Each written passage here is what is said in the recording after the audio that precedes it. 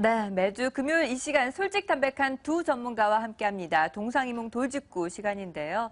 일단 코스피가 1960선까지 빠른 회복세를 시현했습니다. 선물옵션 동시 만길에 대한 영향권에서 완전히 벗어나면서 다시 상승 재개하는 모습이었죠. 하지만 외국인이 아직까지 시장에 돌아오지 않고 있습니다. 과연 어느 만큼 반등 효과를 누릴 수 있을지 함께 짚어보도록 하겠습니다. IBK 투자증권 판교스탁 라운지의 정경민 팀장 그리고 김종효 위원과 함께합니다. 안녕하십니까? 네, 안녕하세요.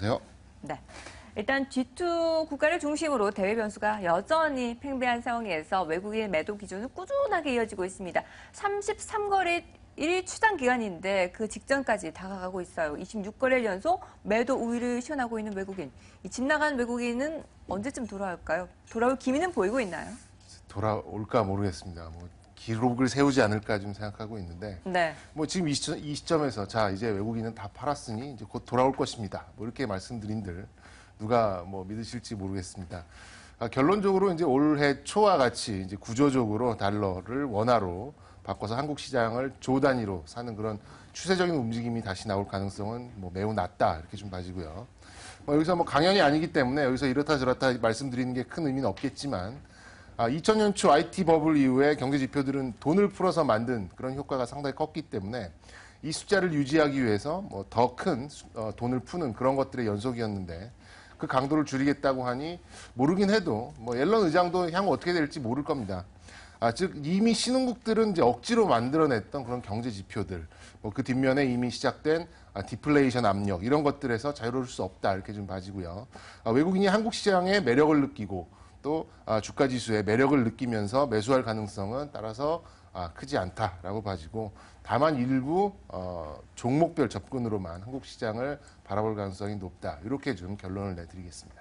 네, 한국 시장이 G2 국가들 중심으로 꾸준하게 불확실성은 팽배한 상황에서 어떤 포지션을 취해야 될지 고민이 깊어지고 있습니다, 위원님. 해결을 좀 해주시죠. 네, 우리 시장에 대한 반등이 최근에 외국인들에 의해서 나타났다거나 아니면 해외 변수에 의해서 나타났다기보다는 그동안 과하게 유입되었던 기관들의 차익 잔고가 청산되면서 시장의 급반등이 일어난 것이거든요. 그리고 시장을 주도할 만한 종목군들이 주도한 것이 아니라 낙폭과세주들의 반등이 전체적으로 시장을 끌어올렸다라고 봐야 되겠죠. 물론 그것을 폄하하고자 하는 바도 아니고요. 그다음에 폄하할 수도 없지만 중요한 것은 여전히 시장의 중심을 잡아 나가야 될 수밖에 없는 외국인들이 쉽게 돌아오지 않고 돌아올 만한 환경을 만들어주지 않았다라는 거죠.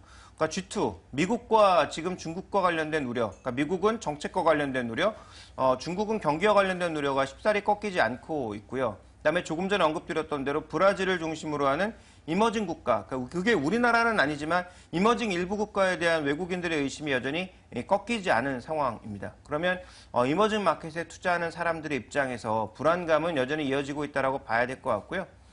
미국이 실제로 금리를 올리든 안 올리든 실제로 지금 타이트닝을 하고 있는 것과 마찬가지입니다. 그래서 이런 미국의 일종의 긴축 전략 이런 것들로 인한 시장의 변동성을 감지하고 있다면 이머징 마켓으로 풀린 돈의 상당수는 빚이라는 거죠. 캐리 트레이드가 뭡니까? 빚이거든요. 결국은 이 빚을 지고 들어온 사람들의 청산 압력은 쉽게 되돌릴 수 없기 때문에 외국인들의 시각은 쉽게 변하지 않을 거다라고 봐야 될 것 같고요. 아까 말씀드렸다시피 베네수엘라, 브라질, 남아공을 포함한 위험 국가들에 대한 주시는 계속해야 되지 않을까. 이게 IMF만큼 터질지 아니면 2008년, 2009년도만큼의 위기만큼 번질지는 누구도 예상할 수 없겠습니다만 어쨌든 위험 요소, 우리가 어쨌든 밟을 수밖에 없는 그런 위험 요소이기 때문에 이런 것들에 대한 확인은 분명히 좀 하고 가자 이렇게 말씀드리겠습니다. 네, 그럼 외국인의 자금 이탈이 계속 이어질까요? 아니면 어느 정도 매도가 정점을 찍었다고 보시나요? 저는 정점 찍었다라고 생각하진 않습니다. 네, 아직까지는 자금 이탈이 계속 이어지고 있는 것으로 파악을 하고 계십니다. 그래도 순매도 행진 속에서도 사들이는 종목들은 있죠. 외국인들은 어떤 종목들 중심으로 담고 있나요? 다 볼 수는 없고요. 좀 대표적인 종목들로만 보겠습니다.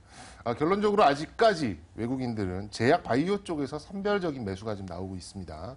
한미사이언스, 메디톡스, 코오롱 생명과학, 차바이오텍, 또 제넥신 등 좀 상징성 있는 대표 종목들로 좀 압축이 나오고 있는 그런 상황이고요. 현대중공업을 비롯해서 일부 조선주에 대해서는 0.35배 내 PBR 밸류 이거를 공략한 것으로 좀 보입니다. 또 현대글로비스, 또 홈투홈 서비스를 통한 사업 모델 확장 기대감 이런 것들 정도 수준의 좀 반등이 나온 것 같고요. 코스닥은 제약바이오 외에는 로엔, SM 같은 좀 엔터 쪽과 미디어 쪽 그쪽에 매수가 좀 이어졌고 또 웹젠과 위메이드 같은 중국 쪽 모멘텀이 있는 게임주들 이 정도만 좀 담아 나갔고요. 또 이오 테크닉스와 OCI 머티리얼즈, 포스코 ICT 같은 절대 낙폭 과대 종목들을 위주로 좀 매수가 좀 들어온 걸로 봐집니다. 개인 투자자들도 외인들과 좀 저는 발걸음을 함께 해야 되는 생각을 갖고 있습니다. 제약바이오의 마지막 파이널 라운드가 좀 기대되는 그런 타이밍이고요. 이 부분이 끝물이기는 하지만 절대로 끝나진 않았다 이렇게 좀 봐지고 있습니다. 또한 이제 BGF 리테일, 또 GS 리테일, 내수 최강자죠. 추세 유지되는 편의점주들, 또 절대 낙폭 과대 쪽으로 OCI 머티리얼즈와 또 IS 동서 등 이런 절대 낙폭 과대주들도 좀 주목해 볼 만하고요. 마지막으로는 게임주에서 추세가 살아있는 웹젠과 위메이드 정도 유효해 보입니다. 그러나 시절이 수상하다 보니까 수익률을 끊어가는 짧은 매매를 조금 조언을 드리고 손절도 짧게 보시는 전략 제가 조언 드리겠습니다. 네, 저평가된 종목 혹은 제약 바이오주들 중심으로 선별적인 매매 패턴이 이뤄지고 있습니다. 방망이는 짧게 가져가자라고 전략도 제시해 주셨는데요. 위원님도 동의하시나요? 네, 장기적인 관점에서 외국인들이 꾸준하게 사고 있는 말씀해 주셨던 이런 종목군들이라든지 최근에 낙폭과대주 쪽의 종목군들에 대해서 장기적인 시각에서 어느 정도 긍정적인 흐름을 가져가는 것은 나쁘지 않다라고 보여지는데요. 단기적으로 지금 외국인들 매수 종목에 관심을 가져야 될까요? 외국인들 기조 자체가 매도 기조인데 그럼 저는 단기적으로 지금 시장에서 매수에 나서줄 수 있는 주체가 기관밖에 없는 상황이기 때문에 오히려 단기적인 관점이라면 외국인들이 지금 많이 사들이고 있는 종목 그런데 줄줄 흘러내리고 있는 그런 종목에 관심을 가지는 게 아니라 단기적으로는 기관들이 사는 종목에 관심을 가지는 게 맞다라고 보고 있고요. 더 초단기적으로 오늘 그리고 다음 주 초반 제가 보기엔 오히려 기관들 쪽에 매물이 나오거나 흔들릴 가능성이 있다고 보고 있거든요. 그러니까 이틀간 들어왔던 1조 1,000억에 달하는 그 기관의 매수의 상당수는 기존에 이제 비차익 잔고로 표현되었던 베이시스 악화에 따른 그런 매물이 베이시스가 급속도로 개선되면서 급하게 들어온 매수이기 때문에 이런 부분들이 재차 확인되지 않으면 즉 이번 월물에서도 강한 베이시스 흐름이 확인되지 않으면 추가 매수가 들어오기가 쉽지 않다라는 거죠. 그리고 최근에 연기금이라든지 투신권의 매수 여력이 많이 줄어든 것도 우리가 알고 있는 사실이기 때문에 기관 매수 종목에 관심을 가지시되 기관들의 매수 타이밍은 다음 주 초반 정도로 넘기시는 게 좋을 것 같습니다. 네, 그렇다면 기관이 최근에 사들인 종목들을 살펴보면 말이죠. 낙폭 과대한 종목들 중심이었습니다. 조선과 철강, 자동차. 참 이 반등이 반가울 정도로 긍정적인 모습을 최근에 시연을 하고 있는데 기술적인 반등에 그칠까요? 아니면 추세적으로 반등을 계속 이어갈까요? 기술적인 반등이라고 보고 있습니다. 아까 말씀드렸다시피 지금 금융투자를 중심으로 하는 프로그램 매매 그 환매수 정도로 보고 있기 때문에 네. 추세적인 상승 일으키기 힘들고요. 지금 굉장히 하락하고 바닥 잡고 이렇게 앞으로 꾸준하게 움직이던 종목이 어저께 다 툭툭 치면서 올라갔거든요. 대표적으로 조선주, 철강주들 이런 종목들이라고 봐야 되는데 그래서 이들 종목이 추세적으로 상승할 가능성은 산업의 구조적인 측면에서 봤을 때 아직은 아니다라고 보고 있기 때문에 추세적인 상승보다는 단기적인 트레이딩, 기술적 리바운딩 정도로 이해하시는 게 좋을 것 같습니다. 완전한 턴은 아니다라고 말씀해 주셨는데요. 동의하시나요? 네, 저도 전적으로 동의한 바고요. 너무 두 분 의견이 똑같은 것 같아요, 근데 요즘. 특히 이제 좀 중요한 부분이 이제 어제 선물 스프레드를 좀 보면은 12월물 대비해가지고 9월물, 그러니까 만기물이 더 가격이 높은 현상이 나왔습니다. 그게 마이너스 0.75로 좀 제가 생각이 드는데 저도 십수년 속된 말로 이 바닥에 있으면서 몇 번 못 본 좀 기현상이 좀 벌어졌습니다.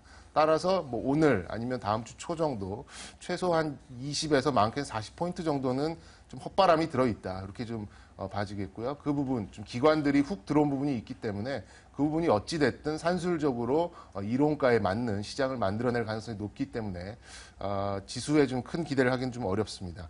특히 이제 조선이나 자동차, 철강 이런 것들이 기관들이 좀 들어 올리는 부분이 있었는데요.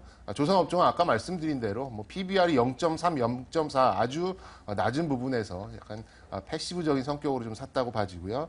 철강은 이제 중국 쪽 철강 제품 상승 소식에 힘입어서 또 이제 배당주에 대한 선호 현상으로 일부 좀 올라오긴 했습니다만 이 부분이 지속되기는 좀 어려울 것 같습니다.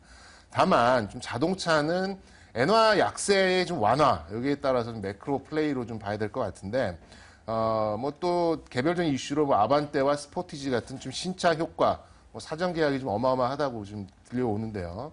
뭐 이런 부분이 좀 주가에 조금 좀 반영되지 않았나 좀 싶고요. 또 마지막으로는 이제 펀드 자금 유입이 조금 있었습니다. 최근 들어서 1조 넘게 좀 들어오고 있는데 투신권들의 수급 뭐 이 정도로 요인을 좀 들 수 있기 때문에 배경적으로는 아직 조금 더 자동차 정도는 반등을 할 수 있는 여지가 있다. 이렇게 좀 말씀을 드리겠습니다. 네, 추세적으로 완전히 전환을 한 것은 아니고 자동차주들 같은 경우에는 추가적인 상승 여력은 남아있다라고 어느 정도 판단을 하고 계십니다. 자, 주가가 많이 싸진 종목들이 있습니다. 이런 낙폭 과대 종목들 다 포트폴리오에 담을 수는 없겠죠. 펀더멘털이 확실한 탄탄한 종목들 중심으로 좀 추려보는 건 어떨까요? 글쎄요. 일단 제가 보기엔 해당 업종의 지금 산업의 구조적인 그 조정이기 때문에 그러니까 우리나라 제조업이 과거 일본의 제조업을 누르고 시장에서 자리매김한 것처럼 지금은 우리나라가 중국의 자리를 내어주고 있는 국면이기 때문에 이런 해당 제조업에 대해서 장기적인 시각을 가지고 접근하는 것은 저는 아직은 위험하다라고 보고 있습니다. 그래서 이들 종목이 뭐 무조건 빠지진 않겠지만 전저점까지 깨면서 막 계속 내려가고 이런 건 이제 어느 정도 좀 줄어들었다라고 보고 있지만 문제는 기대 수익률도 높지 않다라는 거죠. 그래서 그걸 분명히 인지하시고 들어가셔야 될 것 같고요. 그렇게 본다면 이 해당 낙폭과대 업종 중에서 그나마 좀 볼만한 종목군들은 조선업종에서는 최근에 뭐 중형주이긴 합니다만 현대미포조선에 대해서 계속 얘기가 나오고 있고요. 철강업종에서는 현대제철 얘기가 계속 나오고 있네요. 어저께는 또 장중에 루머가 돌았죠.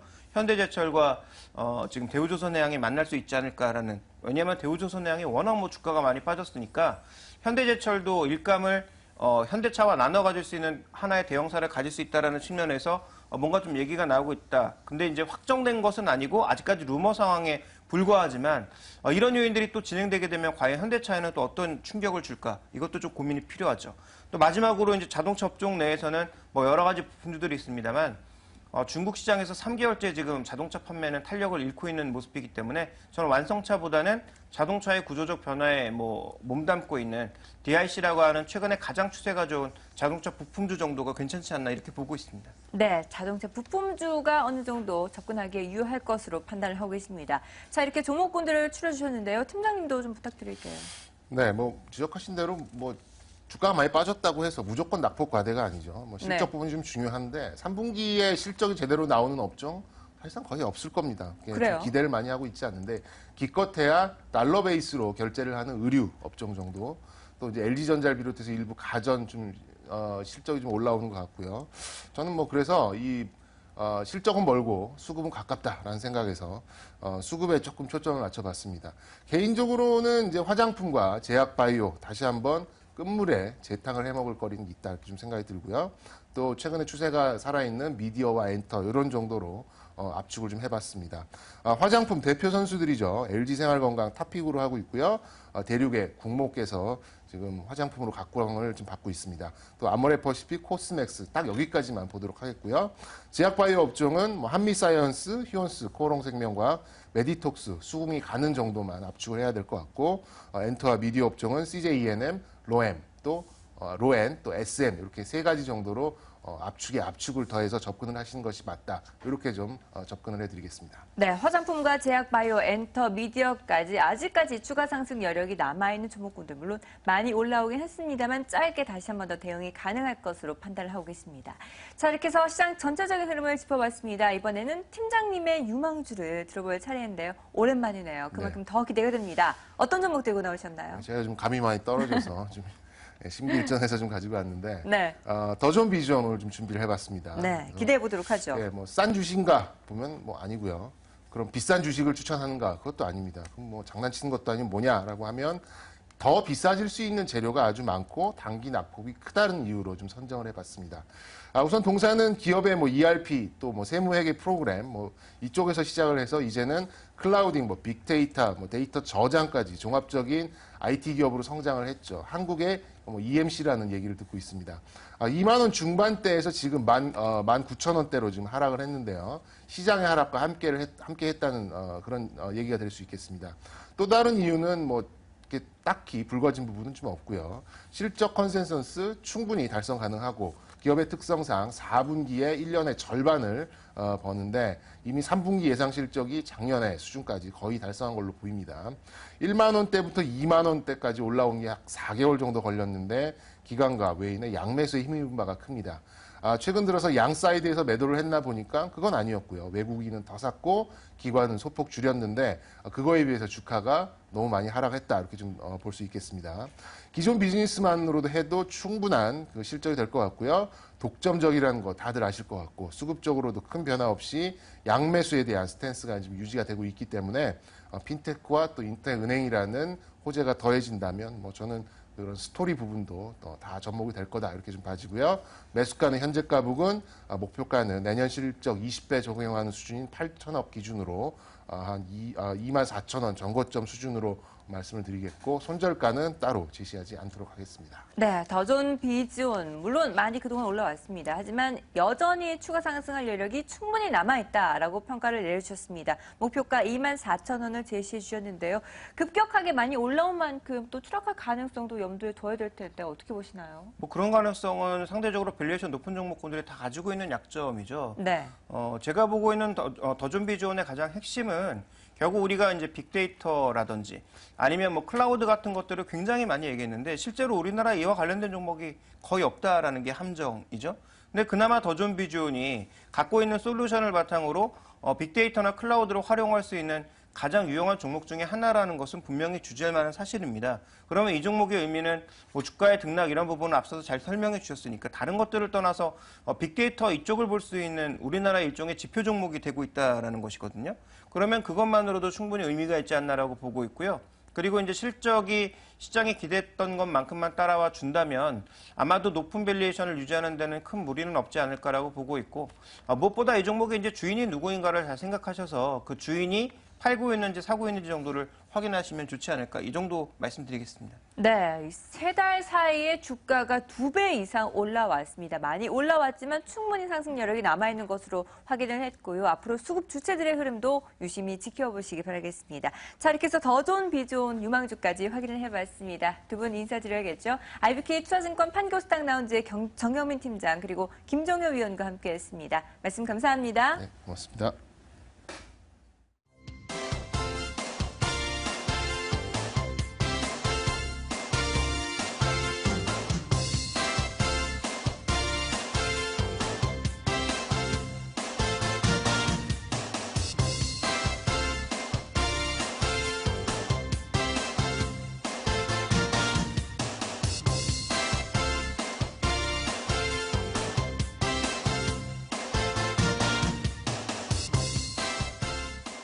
네, 굿모닝 마켓워치 1부 마무리할 시간이 됐습니다. 이제 기업들의 3분기 실적에 포커스를 맞추고 있는데요. 대형주들뿐만 아니라 화장품주들도 줄줄이 목표가뿐만 아니라 기업들의 실적 전망치도 하향 조정되고 있습니다. 과연 그 원인이 어디에 있을까요? 잠시 후 2부에서 확인해 보도록 하죠.